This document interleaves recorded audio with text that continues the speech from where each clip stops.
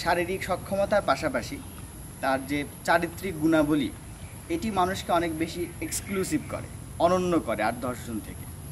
যেমন ধরেন একটা বিল্ডিং বা ইমারত, একটা বিল্ডিং যদি আপনাকে দেওয়া হয়, একটা 3 তলা বিল্ডিং দেওয়া হলো, সেখানে সবচেয়ে ভালো সিমেন্ট ব্যবহার করা হয়েছে, সবচেয়ে ভালো ভাটার ইট ব্যবহার করা হয়েছে। আর একটা দিকে কিন্তু কোনো প্লাস্টার করা হয় না, রং করা হয় না বা অন্য কোনো কিছু নাই। আর একটা বিল্ডিং যেটা 1 তলা বিশিষ্ট, কিন্তু সেখানে হচ্ছে যে প্লাস্টার করা হয়েছে, রং করা হয়েছে, টাইলস লাগানো আছে, ভিতরে গ্রাফিতি করা আছে, এসি লাগানো আছে। আপনারা কোনটা পছন্দ করবেন? মানে প্রথম দেখে আপনার কাছে কোনটা বেশি ভালো লাগবে? একতলাটা। তেমনি মানুষের জন্য তো সকলেরই হাত, পা, চোখ বা এই সমস্ত বাহ্যিক যে উপাদান, এটা তো সবার সমান। কিন্তু মানুষ মূলত পৃথক হয়, একজন থেকে আলাদা হয় তার চরিত্রের কারণে, চারিত্রিক গুণাবলীর কারণে।